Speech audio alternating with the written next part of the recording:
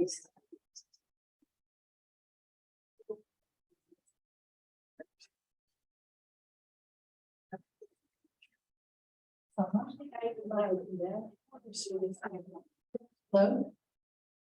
Good evening. Welcome to our panel discussion on the history of the James Howe House here in Montclair. I'm Ariel Zeitlin, one of the librarians at the Montclair Public Library. And first, let me take care of a few housekeeping things. So the restrooms are here. There are exits just in case, which we assume you won't have to use. And that's about it. So getting back to the program, every program takes a village, but this one has gotten more help than most. And I'm so proud and so grateful to work with all of our partners on it, both inside and outside the library. I want to give a shout out to Marissa Shari, our local history librarian, who was a big part of the planning. And I want you to know that she's available as a resource to all of you if you want to make an appointment to do genealogy or research your house or do local research of any kind. So thank you so much to our distinguished panelists whom we'll soon meet, and also to the absolutely remarkable number of organizations and institutions that are co-hosting this event. The Friends of Howe House, of course, the Montclair History Center, the Montclair African American Heritage Foundation, the Mark, and the Universalist Unitarian Congregation of Montclair. We're also very grateful to all of you in the audience for coming. You'll get a chance to ask questions at the end of the discussion, so please save them for them. Please join me in welcoming our moderator for the evening, Dion Ford, the co-editor of Slavery's Descendants, Shared Legacies of Race and Reconciliation, and the author of the forthcoming book, Go Back and Get It, a memoir of race, inheritance, and intergenerational healing. Thank you. Thank you. Thank you so much. It's such a pleasure to be here. I'm really excited for this panel. And just to let you know my connection to the Howe House, I am a member of the board of the Friends of the Howe House. So I'm looking forward to introducing our panelists to you. And when I introduce you, you could also just let our guests know how you are connected to the Howe House as well, okay? I'm just going to go in alphabetical order. Dr. James Ammon Lesueur serves as research specialist at the New Jersey Historical Society and teaches political science at Rutgers, New York. And James, can you just let us know how you're connected to that? Yes, I am connected to the Howe House through Betty. Betty called the Historical Society asking for information about this particular house, and that's how I got connected. Wonderful, excellent, thank you. And Janice Hilliard is the president of New Jersey chapter of the Afro-American Historical and Genealogical Society, a member of the New Jersey Genealogical Society and the National Genealogical Society, as well as a charter member of the Harriet Tubman chapter of Sons and Daughters of the U.S. Middle Passage. She's also a descendant of the Howe and Crane families.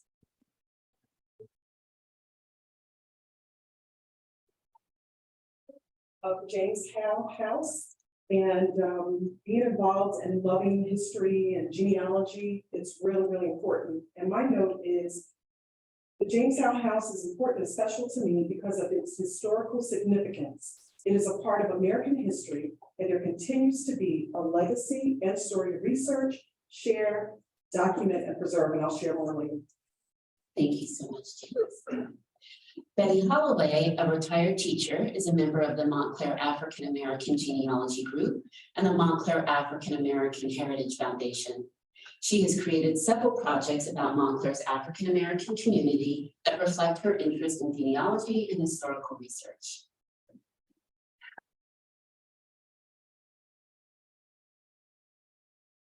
My involvement with the Howe House came through the Montclair African American Heritage Foundation. We are partners with the organization, and in a meeting we decided this was a project that we wanted to be involved with very much. And because I love research, I was a natural. Thank you, Betty. And finally, we have Jeffrey Zelstra, an associate professor of history at one of the City University of New York colleges. His research includes the formation of free Black neighborhoods in New York City and Philadelphia.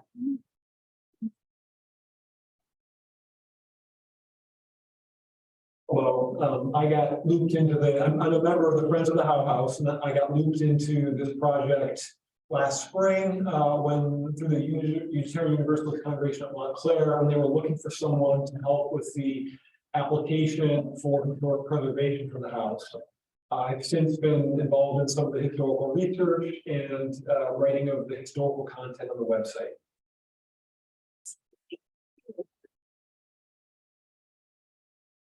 Wonderful, thank you all so much. So let's dig in. So I guess first, if we can just start, and each of you can just tell me how the James Howe House fits into the history of Montclair. Start. Well, just based on a bit of research that I've been able to do, in a couple of years, America will celebrate its founding, 215 years. The Howe House has been around, we think, since 1780. We still have to do a little more research. So that would fit naturally Montclair and the Howe House in the celebration of the founding of America. That would be number one. The other part was when we found the manumission records for James Howe from 1817, meaning that his enslavers freed him.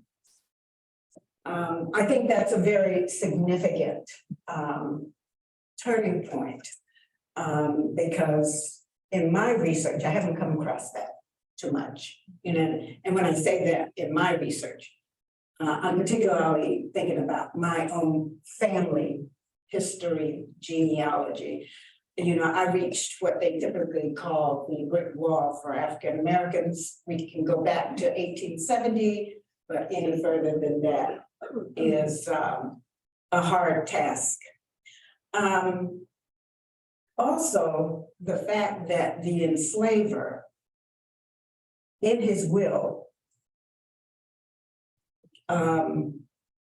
willed James Howe a parcel of land.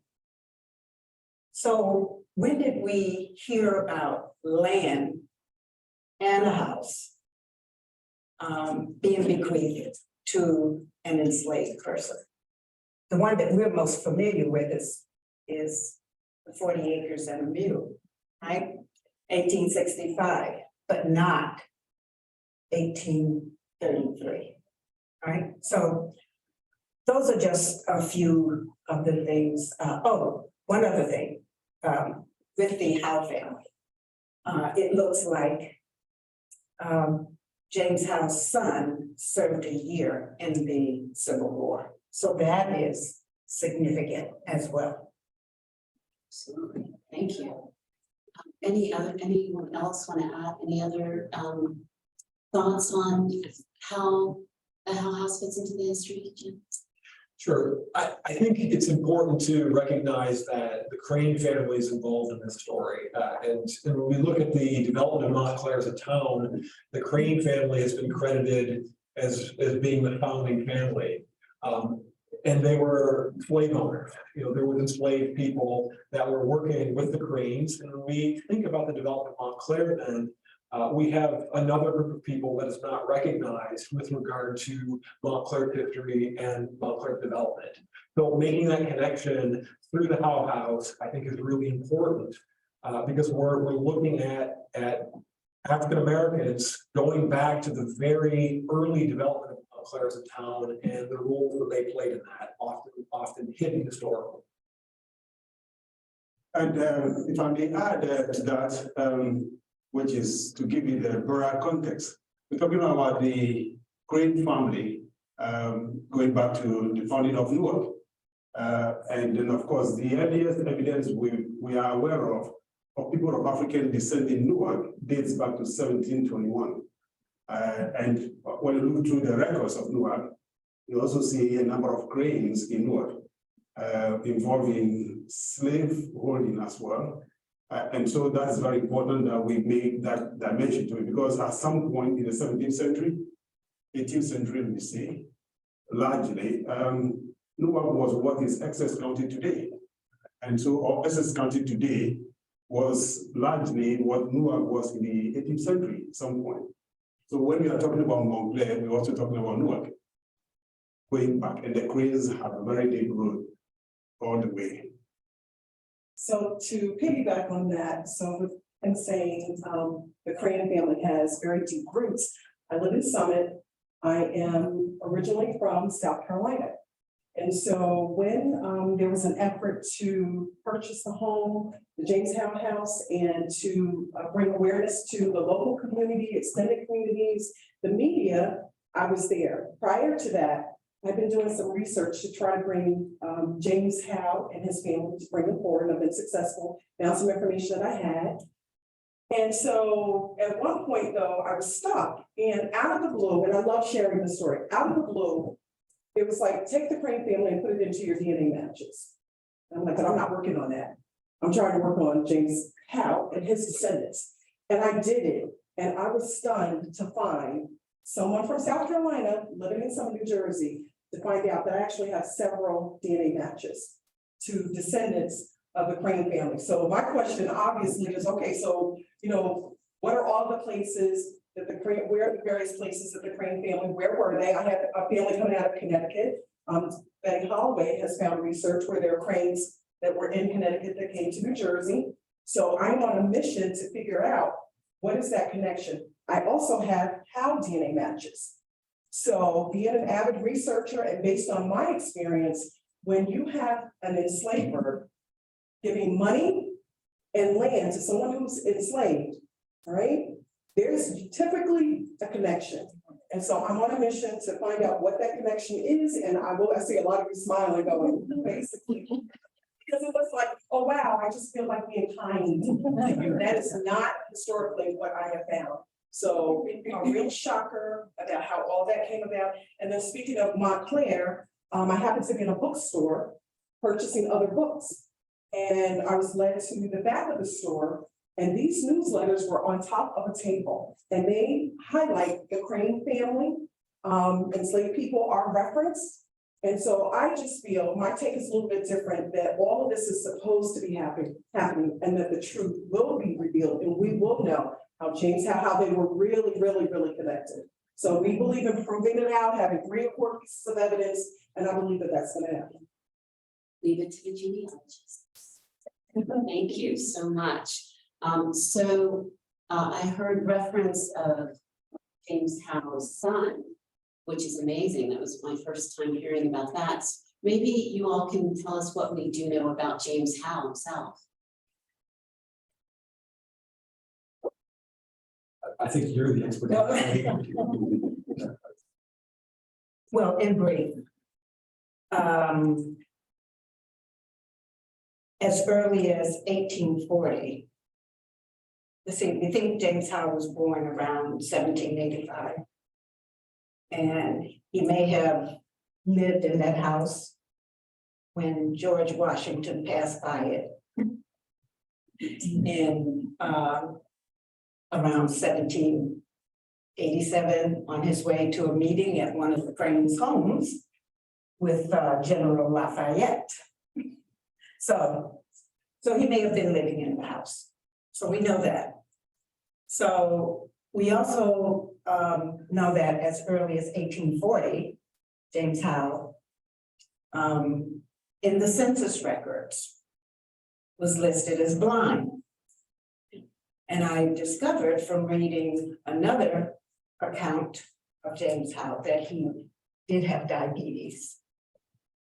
I learned that many of the Crane descendants loved to be around James Howe because he told many wonderful stories about the history of the family.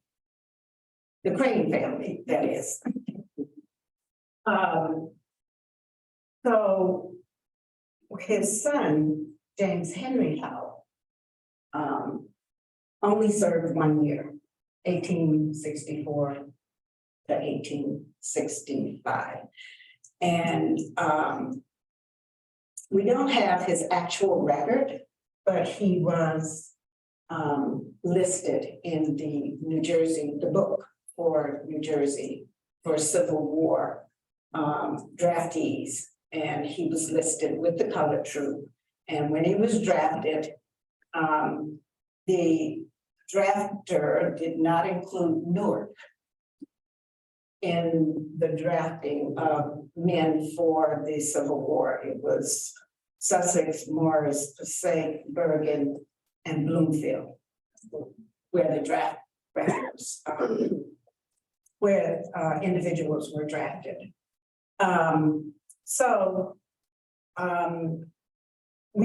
What I also find absolutely fascinating is that James Howe left a will. And we don't know, many African Americans who at that time were leaving a will, but he had property from what had been left to him by Major Nathaniel Crane. And so his descendants, which would have been James Henry Howe and his daughter Delilah, who married a Jackson, the property remained in that family until later in the 1800s, or the late 1800s. I don't remember the date right now. So those are just a few things, and we're still uncovering things, and there's still more information that we need to find out about James Howe. And we did learn also that his family he was a descendant of other family members who had served who had been enslaved by the Crane family. So we don't know what that means, because the generations, how much time would generations be? Yes. So now the genealogist in me is going to reach out to my contact at the National Archives to see if there's a pension file for him, because in the pension file records, there's so much information where they will talk about who they were married to, when they were born, their parents. I have two for a different line of my family, so I'm excited now to know that, to go get that pension file, if it exists, if one exists. And wow, so he had 2 children, a son and a daughter. That's what we know right now. We're still looking. We're still looking. And both of them lived on the 6-acre property. So James Howe inherited 6 acres, and that property is divided up over generations. And you can see his children's names on pieces of the property. Well, Delilah's husband, but are there. So I mean, it's an interesting story of how this family used the property to create wealth for themselves, to survive in an intergenerational way, which I think is also important in terms of how we think about and analyze African American history in the United States. So there's a lot going on in this family that we can use to understand broader U.S. history as well. And that makes me wonder about something that I've heard, and maybe other people in the audience have heard, about the house being kind of a nucleus of the Black neighborhood or Black life in the town. What do we know about that? Is that true? How much information do we have about that? So we're still working on that. And I don't know that we can be conclusive about that. So there were 2, so we have the census records, and there's 2 Black families that are living there quite early after Howe inherits this property. The Howes, the Olivers are living next door. And then Howe, as I mentioned before, has 2 children, and then the property is split, and then they're both living on the property as well. And we just learned on Monday that there was a reverend in Newark who also owned a piece of property, and his name was, I wrote that down in somewhere. Townsend, yeah, Townsend.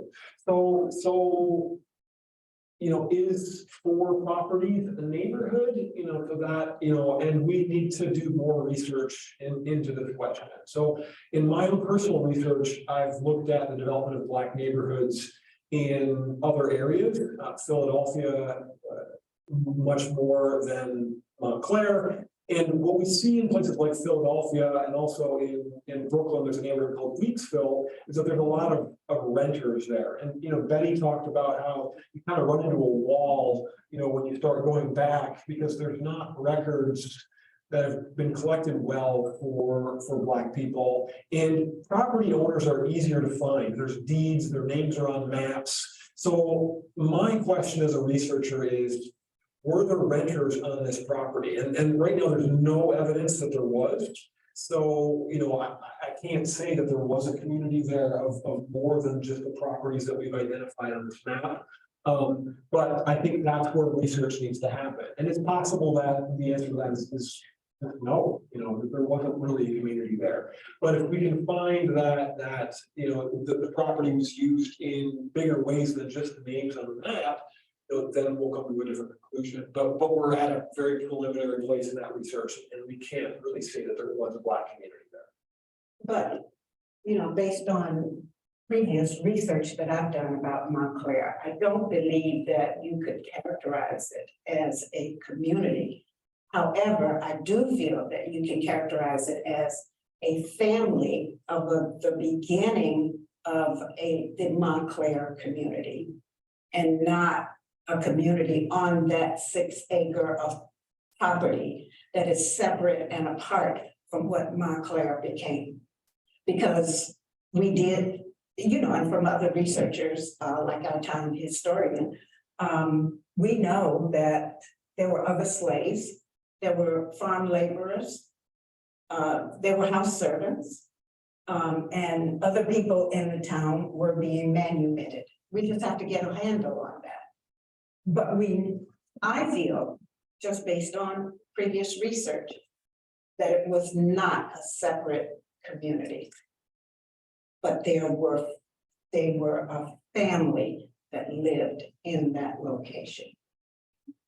Well, Jeff mentioned earlier about records, right? So in my research, when you look at wills, and you know, most of them, they would list their enslaved people. So then you look at the neighbors, and they're enslaved people, and I think you can build off of that. So I do believe that they existed, they just weren't documented well, or that it's scattered, and you have to pull resources together and come up with, okay, what was it really like? So I think they were communities, but the information is just scattered, and we'll have to put together, that's our job, is to be able to tell that story. One of the notes that I made was, I said, and I said it earlier, I said, it's so important. I said, there continues to be a legacy and a story to research, share, document, and preserve. And I honestly feel that all of that information, based on just what we're finding so far, we're gonna find it. I think our ancestors want us to find them in historical record sets, and it's starting to happen. And this was unplanned, me going into this bookstore, sitting right there. And there's a lot of information in these newsletters. So I think that the stories will come together. One of the things that I have found is indeed records that I have obtained was Major Nathaniel Crane's will was probated in 1837. And in 1844, James Howe sold a quarter of an acre to a Francis Oliver. After that, year after year after year, a number of transactions occurred from sales that occurred of that 6 acre of land. So we do have deeds that we can look at, that we need to uncover and read over and understand just what were those transactions. Yeah. Yes, I think, no, Yes, the fragments of the past, we're still putting them together. And so that's a job we all have to be engaged in, to make the history of our communities and the history of the country very complete. You know, we have just incomplete history as of now. But the term community, I think, for instance, my research has shown, or what we know broadly about Newark, for instance, as an example, there was a Black community in Newark, and you can see what makes truly a community. Community, my understanding, is not just a group of people living, but they also have their institutions, churches, and other institutions broadly that serve them. So when you take a look at Newark in the 19th century, for instance, they had their own churches, at least 3 Black-owned churches. They had their own anti-slavery society in Newark, which we just don't know. So they had institutions to serve them as well. So in terms of Montclair, I'm not quite sure, as Jenny said, and as Betty said, I think more research needs to be done to really establish whether there was a community, not only of a group of people living close by, but with their institutions to serve them. So when you bring up Newark and the Anti-Slavery Society, I think we also know that the Underground Railroad passed through Newark. Certainly, certainly. So then that brings up the question of whether the Howe House has a connection to the Underground Railroad, which is also some, you've heard, or at least I've heard that that's a possibility. So what do we know about that? Anything? Well, I do a lot of, research. I'm actually doing collecting runaway slave advertisements in New Jersey's own newspapers. And New Jersey was the last of the 13 colonies to begin to publish its own newspapers continuously. And this was during the Revolutionary War, 1777. So I am working, collecting these advertisements to show the geography of history, geography of slavery in New Jersey, for instance. So as far as I know, I don't know about any underground railroad station in Montclair, but there's a possibility. Because you have an underground railroad station, underground railroad station is just a connection, just a network of people, both Black and white, like-minded people who are working to free people and move them into freedom as far as possible. So personally, I don't know about any connection to Montclair, but we do know Newark, definitely there was an underground railroad station built by a man called Jacob King in 1830, and the Newarkers founded their own colored anti-slavery society in Newark in 1834, and they were determined to approach slavery completely. Of course, they had opposition, so that's what I can say. I don't know any evidence about Montclair. How about our other panelists? With the help of the Montclair History Center, I know about plans for a railroad to go through that area and would have gone through the property of the Howe and Olivers, an actual railroad. Yes.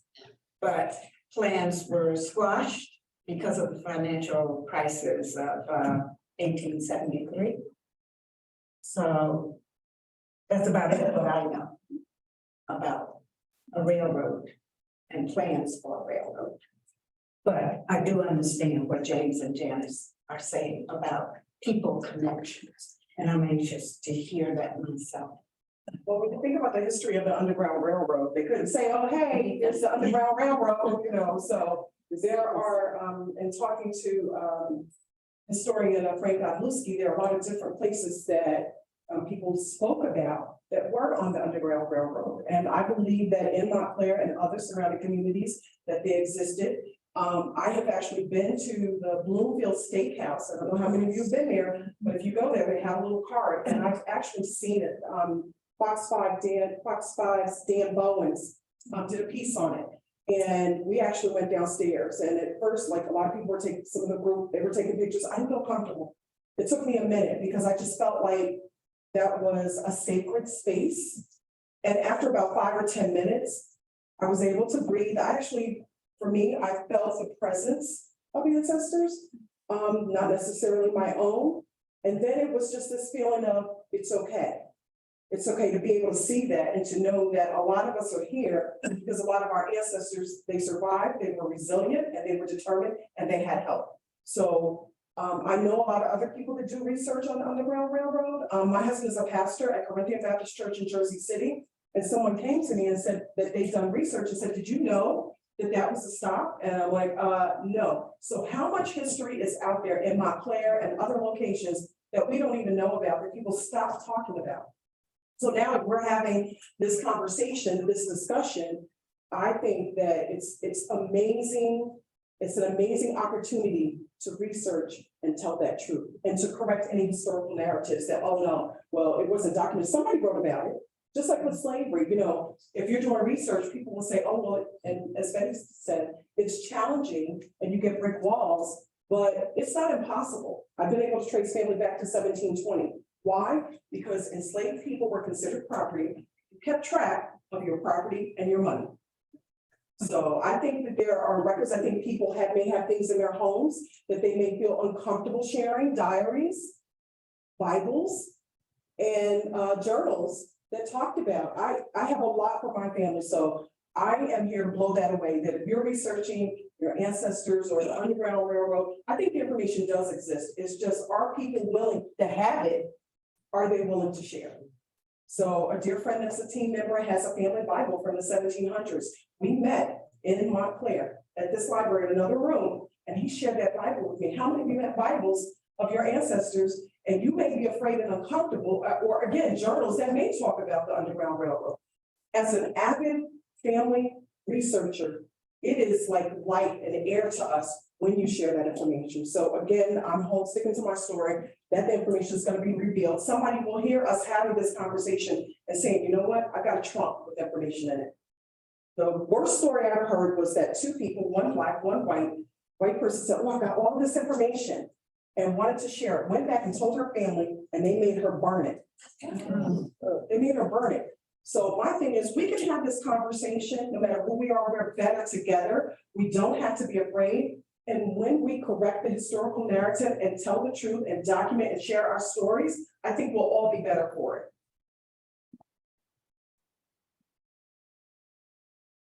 I'd like to highlight something that James said about the Underground Railroad, and that there was black and white actors. And one of the narratives I think that's really strong in the way education operates is that it's white conductors who, you know, are white people that are opening their homes to black people that were escaping. And recent research, you know, Eric Fuller wrote a book a few years ago that really highlighted the importance of free black people who were helping the folks who were escaping slavery from the South. And this is something that I think we need to do a better job with, because the larger narrative about the Underground Railroad is that it's benevolent white people, Quakers, for example, that are helping folks escape. And when you look at the numbers of people who were escaping, well, first, I want to point out that the number of people who escaped on their own is far, far higher than the number of people who escaped through the Underground Railroad. So that also needs to be emphasized when we're studying the past. And if you read a book, for example, The Narrative Life of Frederick Douglass, here's a man who planned for years to escape and did it on his own. And those sorts of stories need to be emphasized. And the stories of people like William Still, and I'm trying to remember off the top of my hand, there's abolitionist societies in Pennsylvania and New York that really were critical to helping organize the Underground Railroad. And it's the black people that worked for the free black people that worked for those abolitionist societies. And you may remember, the names, but they're the ones that were the key actors in making this happen. However, the way these stories are told, particularly in our public schools, is that it's white heroes that are helping black people. That's simply not accurate. Thank you. Coming at that, there was a case in Newark in 1793, and it also connects to one of the cranes, Jedediah Crane. It's a enslaved person who ran away, a woman in her 40s. Her name was Phyllis. And it was supposed to have been led by a free black man called James Howes to run away from Newark in 1793. So yes, the original abolitionists were the fugitives themselves. They were not waiting for people to have them, but they were the original abolitionists trying to get it. So that has also connection with a crane in Newark. We're talking about the cranes in Montclair, but the cranes in Newark, 1793, we have evidence of that. Yeah, and I also read some places, this is incomplete research on my part, that a lot of the slaves who were, the enslaved people who were running away ended up in South Jersey, where South Jersey had a big problem with the influx of so many of the fugitives landing there in Gloucester County, Burlington County, and and the like, places like that. So New Jersey had a different or a special problem. And I think a couple of names that I remember that you were mentioning was McKim. His last name is McKim, James McKim, who was a big abolitionist, and William Lloyd Garrison. Yeah, so they would be people who worked with William Still. I'm so glad everyone brought up William Still, because he's really from New Jersey. That's where he's born. Yeah. Nobody can share some Jersey pride. Actually, and so the cranes were brought up again, and I guess one question that I neglected to ask earlier when you were talking about both your Howe and crane ancestry was, what do we know about the relationship between James Howe and the cranes? People have, talked a bit about it, but do we know anything more besides what maybe folks speculate about their connection? Not yet. Yeah. Most of the information that I get would be stories that from reading Henry Whitmore's book, 1894 published, and also Philip Green's. They talk about James Howe, they tell stories about James Howe, and I'm just wondering if this will be our link to find out if the stories that they are telling, if we can find a connection in the research. So that we can say, yeah, here it is, in black and white. Maybe, maybe not, because a lot of times they were not going to, I'll give you an example. In South Carolina, I was researching someone, okay? And just could not find who his father was. So I was like, all right, let me look at the land. He had 150 acres of land. In the document that I found, he was sold that land for $1. Well, all the Black people in that particular community where he lived, when they died, they were buried in the enslavers in his cemetery. And then he was signing off on all the death certificates.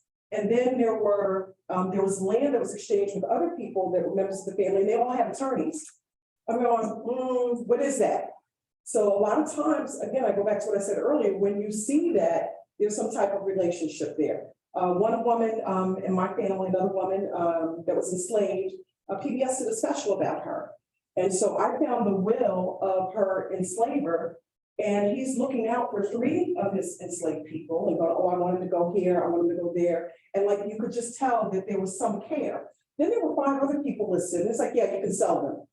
So to me, when you're giving something based on the research that I've done over 30 years, normally, and DNA is telling on everybody, nobody counted on DNA. Nobody. You take a DNA test, you put everybody on blast. So, and it's true, that's why I have European, I have Indigenous Native American, right? Then I have African American, I embrace all of it. But it's there. And again, no one counted on that. And all these questions that I've had for years are being answered by DNA and various matches. One line, which is white, goes back to the 1500s. How is that happening? Some relationships took place that were not written down. So I think in some cases, maybe if somebody wrote about it, you'll find it. In other cases, they weren't sitting there going, okay, I slept with my enslaved person. Not saying they're not doing that. But if they're leaving land to them, doing something for them, I just think it's more than I really like them because they served them. They were, you know, they were enslaved. I enslaved them. Their parents lived in my house. They lived in my house. I'm going to be nice. I don't think that was the case. I just don't. The timeline for the relationship here is an interesting timeline also. And as Betty said a few minutes ago, that James Howe was manumitted in 1817. And the will, Nathaniel Crane manumitted him, but we were speculating on Monday that whether or not Nathaniel Crane manumitted him himself or on behalf of the Crane family. So we were wondering who actually was the owner. But then the will was written in 1831. So there's a fairly large gap there between 1817 when Howe was manumitted and 1831 when the will. So what's happening in that intervening period there? Why didn't James Howe leave Montclair, right? So he stays here even though he's a free person. And then Nathaniel Crane, I think we've got him dying in 1833, but I'm not 100% sure on that date. So that's 2 years after the will was written. So it's unclear exactly what's going on with the James Howe house. When is James Howe living in it? Was he living in it this entire time? Did he live in it after he inherited it? Did that happen in 1831 or 1833? So there's a lot of questions here, but for me, it's a really interesting question, Jan.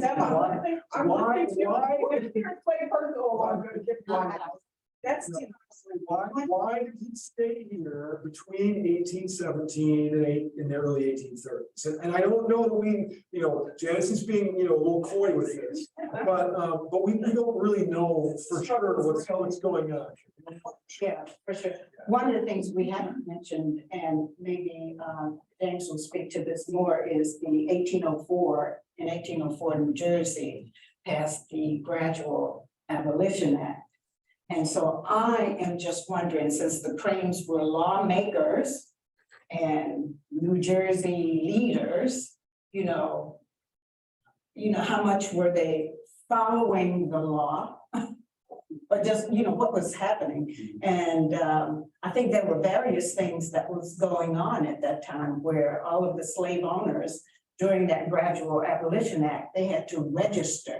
Is that right? Yes. They had to register their slaves in Essex County. So, and in all the counties in New Jersey, I think, right? Yes, so New Jersey was the last of the northern states to pass what became the Gradual Abolition of Slavery law. Last because New Jersey is also a southern state and a northern state at the same time. The geography of New Jersey stretches all the way the southern tip of New Jersey, that is even beyond Baltimore. And so northern culture feeding into the state at the same time as the northern southern culture and the northern culture interacting. So 1804, New Jersey passed this Gradual Abolition of Slavery law, but it's stipulated that anybody who was born on the 4th of July, 1804, and after that will be a free person, but that person will serve the owner of his or her mother until if he was 25 years, then he could gain his freedom. If it's a woman, 21 years. So that made things very complicated. But one other requirement was that the owner of the new child or the baby will have to register that with the county clerk. So we have registration, but not everybody will pay that. It's very, very complicated. There's a book out there written by James Methodist, the second, called Ragged Road to Abolition. It's about the struggle to end slavery in New Jersey, and it traces it from 1775 to 1865. But one other thing we not quite sure about, no, not sure about, we have not really established is that slavery did not begin in 1865 with the 13th Amendment. It's actually ended officially on the 23rd of January, 1866, when the new Governor Marcus Ward of Newark, signed an amendment to abolish slavery in New Jersey forever. So 1804 was the gradual abolition of slavery, but it took a long time for slavery to really die in New Jersey. So that gives you how complicated it was because it was very political. Southern interest, northern interest, all colliding at the same time. Thank you. I'm looking at the time and I know we're supposed to open up, but I just wanted to hear one final word from each of you before we open up to the audience on what is the significance of this house, not just in Montclair history, but in the state of New Jersey, as well as the United States. How special is this structure? So I think there's a lot here. I think that we don't have many artifacts that we can use to study Black history in the United States. They've been erased. I was this past summer at the Museum for Black Wall Street in Tulsa, Oklahoma, and there's not artifacts there. They use augmented reality as a way of presenting spaces that Black people occupy. And that we have an artifact here in Montclair is really significant. There's very few opportunities to have what we have here. So that's a big deal, this object of Black material culture. I think as a historian that worked in this century, thinking about the expansion and experience of freedom for Black people is really important. And this house is a touchstone to explore those themes. So, I mean, these are the best themes in social history, and we're going to be able to do that here in Montclair through the James Howe House. Yes, I think the significance is out there. A house once owned by a formerly enslaved person in New Jersey. I think this one we can claim is the oldest because there's one that we know about was built in 1845 alongside by Peter Moore. That is still standing, but this is a great. We're not quite sure, but as far as we know as of now, of course, more research needs to be done. But this is a very important place, important building. And in the broader context, we have people of African descent owning property in New Jersey, going back to at least the 18th century. There are evidence of Black men, one about 200 acres in Bergen County, leasing that. Another one about 400 acres by 1740 in Bergen County was leasing that. So we have evidence of people owning this. Of course, there is also a family in Monmouth County, broadly, that had land by 1809, quite a lot of tract of land. But in terms of a standing building that is still there, I think you probably have the claim. I'm not saying it's 100%, but it looks like this is the oldest, structure ever owned by a formerly enslaved person. I could be wrong, but I'm saying this with caution. With caution. Okay. I hear you. Thank you. Yeah, for me, it's that he was a landowner. That his family was here in Montclair at the time of the Revolution. And that was significant because the Cranes were patriots, not loyalists. I don't know if you could have found very many loyalists in this area. And the fact that his son, I think Congress enacted the fact that Blacks could serve in the Civil War in 1862. Am I right? Yeah, Congress, it was legislated in 1862. And for him to have been drafted in 1863, and then he served in 1864, I think that's very significant, in terms of fighting for the freedom of African Americans in this country. And that's bone chilling to me. And one of the things that I found that was very personal to me for the Oliver family, who had purchased a quarter of an acre, was that the last heir in that family was one of the founders of St. Mark's United Methodist Church, my church. So I'm, to me, the significance of the Howe House and the family that dwell there is, something that we just cannot let go. So I'll try and make this as quick as possible. So you have freedom seekers. And I believe that all of us are conversation starters, truth seekers. The James Howe House just sparks within me this question: how many other stories are out there like his story? And where, we may be a little challenged or believe that, oh my gosh, it's gonna be so hard to find out. I disagree. In this newsletter, it talks about the last slave in Crane Town and talks about the enslaved person coming from Africa. And so it's very, very emotional because I feel that our stories are out there, that they are in documents like a newsletter that can lead to something else. And so I just pray that it's not like, oh, wow, we're doing this and then we forget about, well, we're not gonna let that happen. But, if you look at a group of people who found out about the James Howe House, that it was gonna be sold. And they pulled together in a matter of weeks and did everything possible. Now that the house has been sold, belongs to that whole team, the James Howe House team. It just speaks to coming together and making it happen. Coming together and finding a document. So you can't tell me if this is here, what else is out there? What else is out there? So I think it's our job to continue to research, document, and share and tell a story. So James Howe House is very, very important, I think, to all of us and can bring us together. So. Thank you.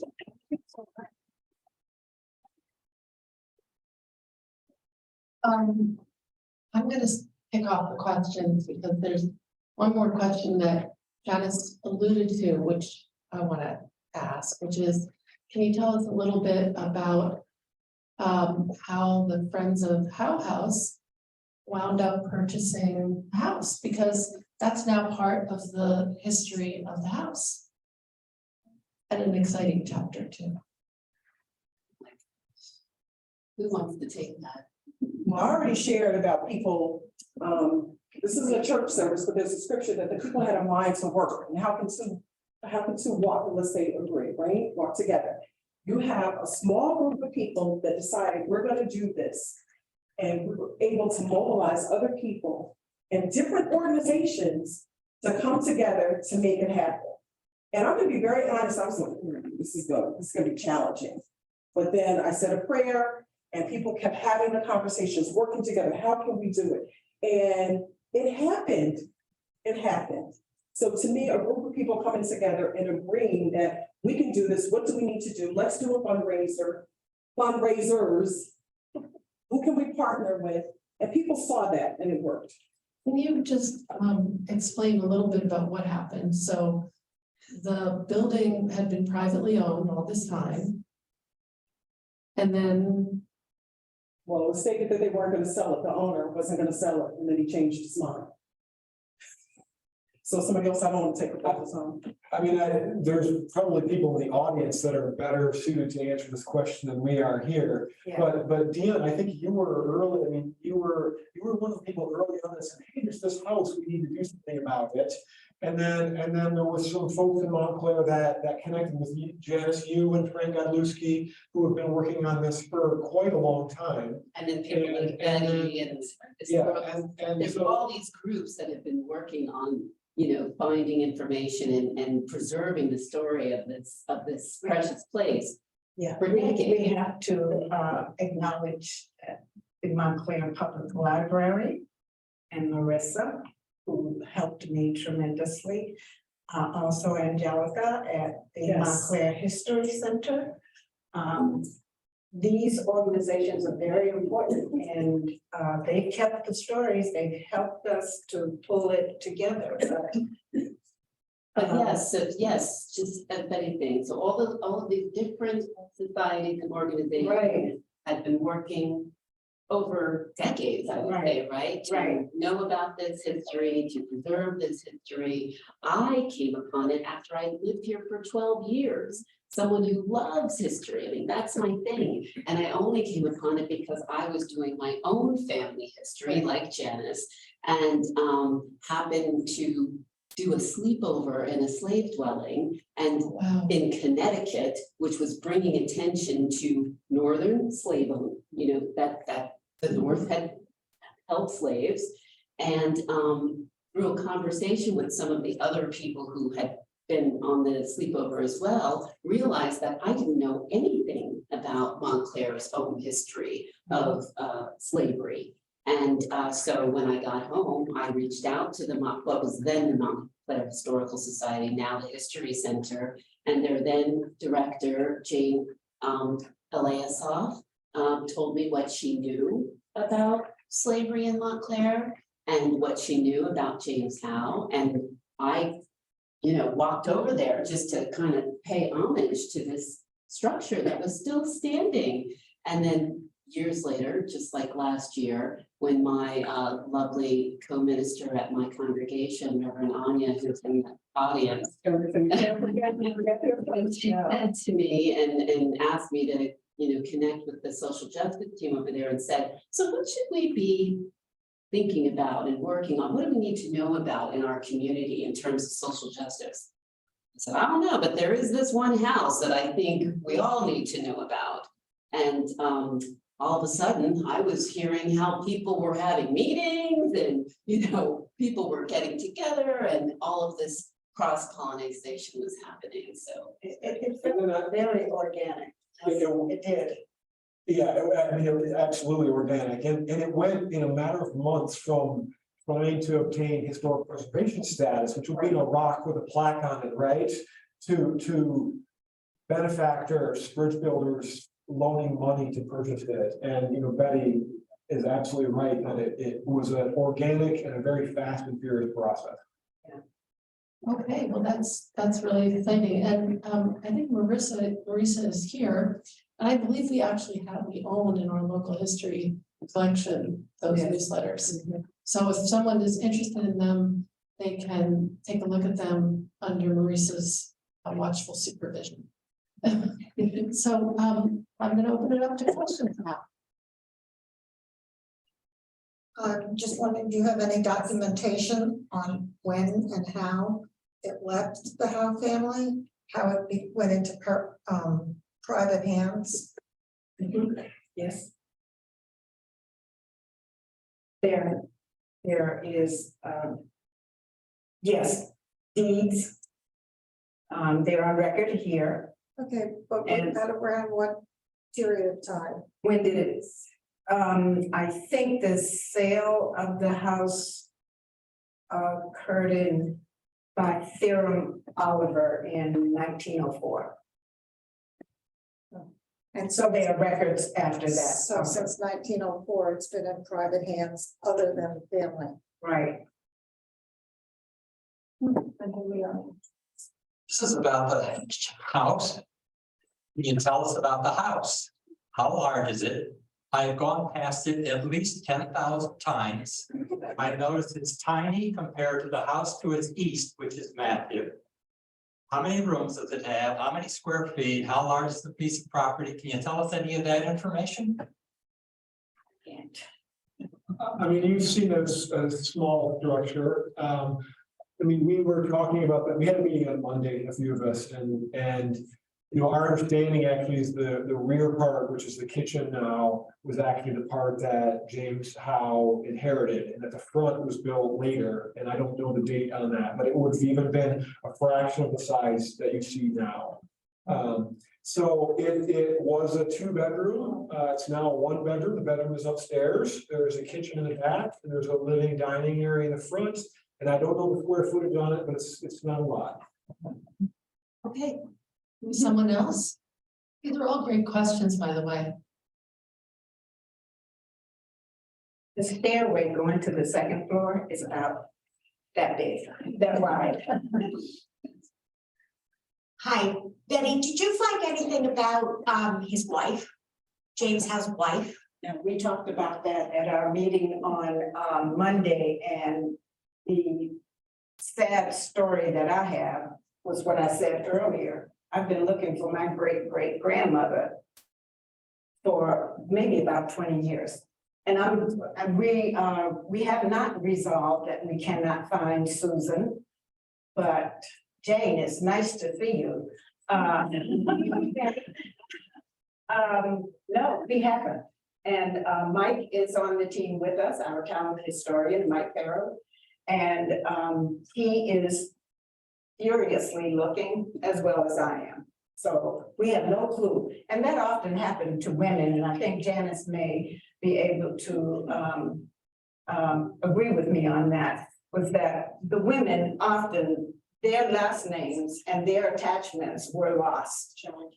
Yeah, and it's very challenging to find them because they became known in their husband's names. So I haven't found anything. I wish. Another question?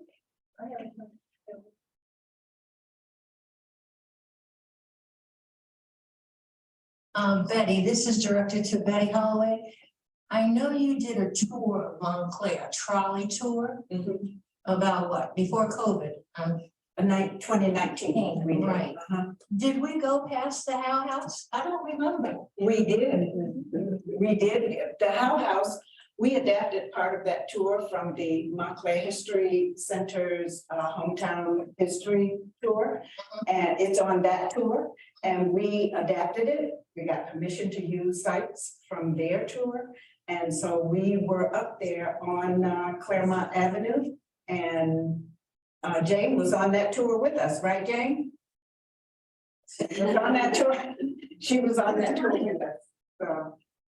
Yeah, that trolley tour had quite a second life. People always talk about it. Yeah.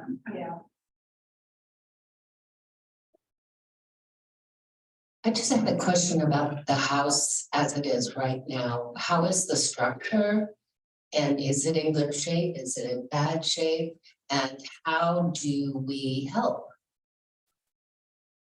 I mean, you can see it online because it's on real estate web pages, and it was just sold. It's been renovated a few times. You know, right now it's nice and clean drywall on the inside. You know, there's tenants in it, and I think that gives us some time to raise more money to pay the bridge builders back.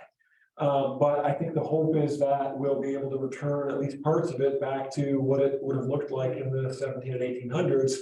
But that's going to entail moving renovations that have been made in the last decade or two. And how you can help us do. Yes. And there's a lot of information, both things at the library, the Montclair History Center, and of course, the Friends of Howe House in the back table. So don't miss that. I just want to compliment the panel. Very well done tonight, and all of the participants knowledgeable about the Howe House. I was wondering, what were the plans for the Howe House that prompted the bridge builders to go into action and build it, to purchase it? And what are the bridge builders anyway? Who are they? Well, that's actually a couple questions. So Okay. let's start with the plans for the house. Sure. I feel like, am I allowed to put Reverend Anya on the spot and ask her to speak to that, or Amina? We have our word.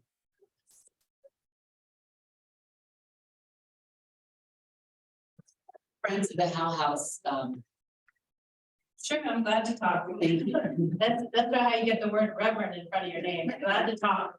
So when our group went into action, we went into action because number one, the house was put on the market, and number two, the house was put on the market with a attention investors sign on the real estate material, which is dangerous. Now, of course, the home did have some protections that investors probably couldn't have done that much to it, but who knows? You never really know. You don't want to be attracting that kind of interest in business. So that's when we went into action. The The other piece is that this home, if you look deeply in the history, I'm not gonna go into all of it now, because that would be a very long speech. But the home has been at risk multiple times over the years.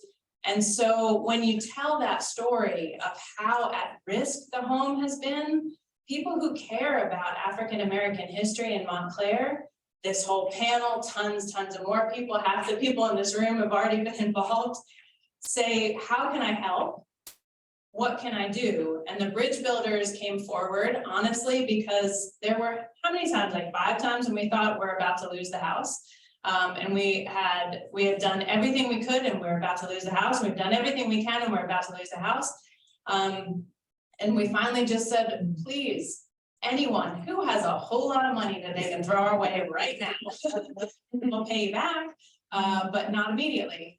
And that's when the bridge builders stepped forward, and I won't share their names at this space because I don't feel that they've given us the privilege to do so, but they are 2 incredible families that have gifted us with the potential to do something for the James Howe House well into the future. Because it's very.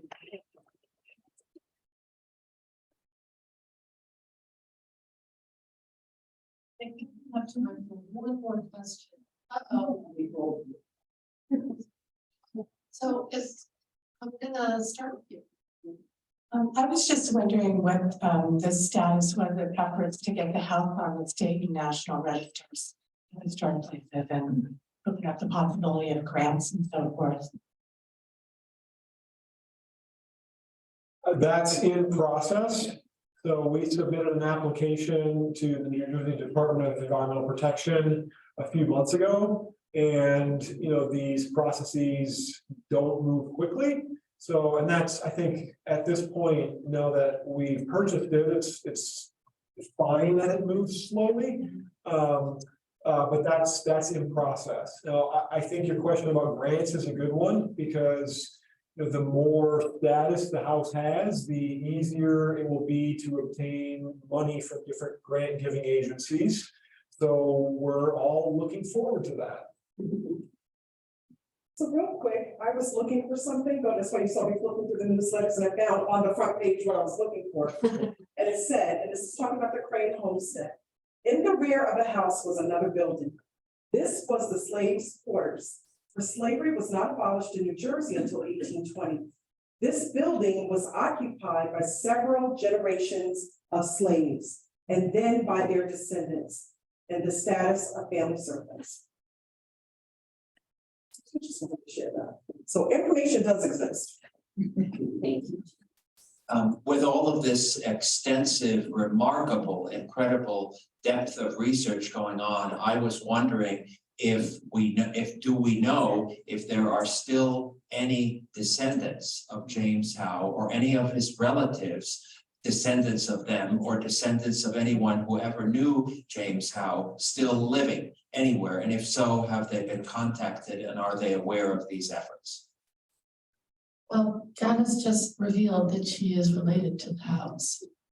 I don't know if we just got here, we were talking about that earlier, but one of the daughters, I believe one of the children, Mary, married an Oliver. And so then that adds another line, and I have Olivers in my DNA matches as well. So we're working on it. And trust me, when I find out, you'll know. So this is a story I'd love to share related to that. When I did the Montclair, Jane, as a matter of fact, invited me to do the Alice Huey family. And so it was posted online on the Montclair History Center's site. And lo and behold, I think it was maybe a year or so after the presentation had been online, one of the family members who was doing research found us. So we found a link to the Huey family that are living in Long Island. Now, I'm saying the Huey family, but you may be more familiar to know that she was, Alice Huey Foster was the founder of the Montclair YWCA. So that is the family that I'm speaking of. So I am hoping that the same thing is going to happen as a result of the showing of this talk through the library, that a family member who has been doing some research will contact us, and it'll make it all easy for us. That's just one route that I'm hoping for. Well, when I assembled this panel here, I said to them, we're not gonna have all the answers, but we're gonna start asking the questions. And so this is the beginning of a discussion, a community discussion that I hope will continue, and that we will continue to have these scholars and others come back and share their insights and the fruits of their research with us. And I'm just so grateful and so happy that you came tonight and shared what you're doing with us about this really important community treasure. And also that all of you came to hear about it. And I just wanted to say that if you are excited by this program, please take a look at the library's many other offerings for Black History Month. We're going to have an open book, open mind, author conversation with the author, co-author of His Name is George Floyd on February 25th at 4 p.m. And he's the Washington Post White House correspondent. And the adult school also had a free online class going on February 14th on Valentine's Day. What better way to spend Valentine's Day? At 6:30 p.m. about African-American women leaders of the New Jersey Civil Rights Movement. And we have a lot of other really amazing things going on. And I say I have one last question, although An announcement from our friends of Howe House. Okay. Good evening. Thank you to our panel. Thank you very much, guys. Wonderful job.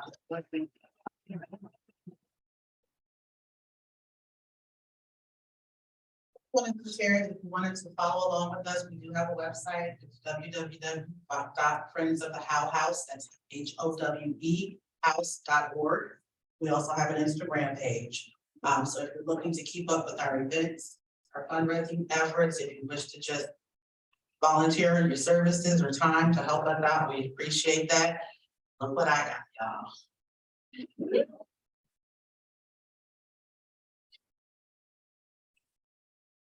I just want to say, as a 20-year resident of Montclair who's always been fascinated by the Howe House, as well as a librarian here at the library, how very grateful I am to the people at the Friends of Howe House for preserving this treasure for us.